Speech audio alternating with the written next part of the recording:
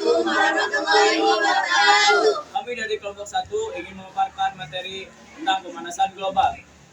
Dengan beranggotakan Saya Yusuf Cipta Mauludin. saya Laila Mafira, saya Naila Zahra, Saya Raffi Ahmad Fauzan. saya Nisa Tufail, saya Sofia Yesa. Saya Jenny Lutfejin. Sekian. Selamat menyaksikan. Pemanasan global. Jadi pemanasan global adalah peningkatan suhu rata-rata bumi yang disebabkan oleh peningkatan emisi gas rumah kaca akibat aktivitas manusia. Guys, tuh. Fenomena ini terjadi karena perubahan iklim, contohnya mencairnya es di kutub dan berbagai dampak lingkungan lainnya. Global terjadi karena peningkatan gas rumah kaca seperti karbon dioksida CO2, metana C4, dan nitrogen oksida N2O. Gas-gas ini memerangkap di atmosfer dan menyebabkan suhu bumi meningkat. Pemanasan global yaitu yang pertama perubahan iklim yang ekstrim. Hal ini dapat menyebabkan banjir, kekeringan, dan juga badai.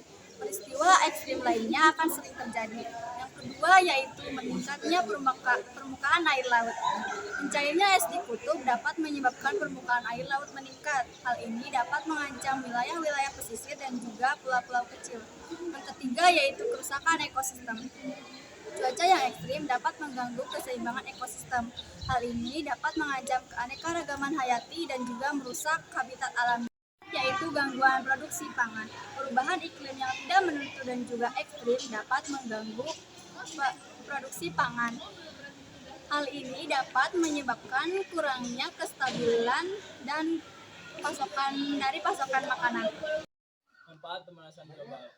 Meskipun pemanasan global berdampak negatif, ada beberapa manfaat pemanasan global yaitu membuka rute pelayaran baru di daerah kutub karena es mencair, meningkatkan masa tanam di beberapa daerah, beberapa wilayah mengalami musim dingin yang lebih hangat, jadi membutuhkan sedikit pemanas.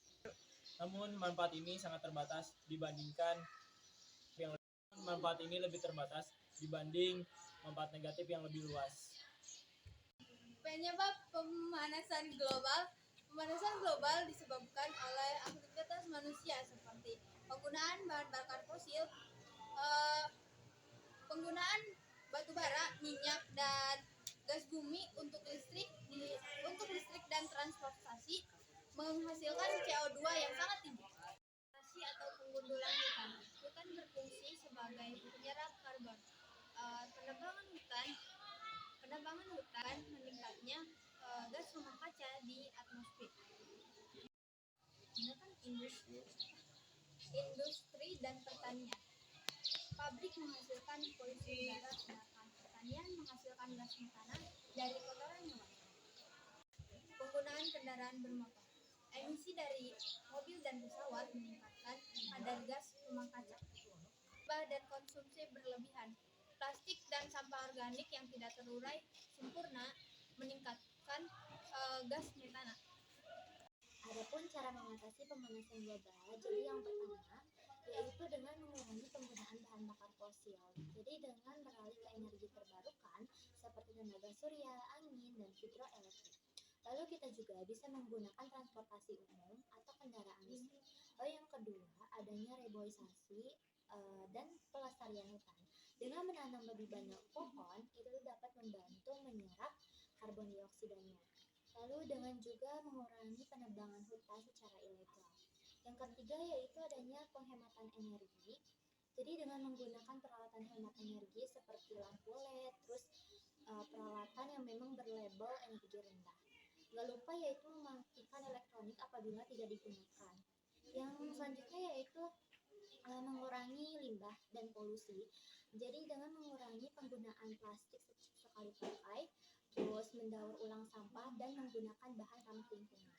Lalu selanjutnya yaitu adanya mendorong kebijakan lingkungan yang ketat. Jadi dengan pemerintahan dan organisasi internasional itu tuh diperlukan peningkatan regulasi untuk mengurangi emisi gas rumah kaca. Lalu yang terakhir adanya mendorong kesadaran masyarakat dengan adanya kampanye dan edukasi terhadap perubahan iklim itu tuh dapat pokoknya kayak bisa meningkatkan mengenai kesadaran masyarakat akan dampak tersebut. Terima kasih. Teman-teman, kesimpulannya adalah pemanasan global adalah masalah yang serius yang disebabkan oleh aktivitas manusia. Akan tetapi, kita masih dapat mengendalikannya dengan cara yang tepat, seperti kerjasama global, perubahan gaya hidup, dan kebijakan yang dapat mendukung keberlangsungan dampaknya dapat dikurangi.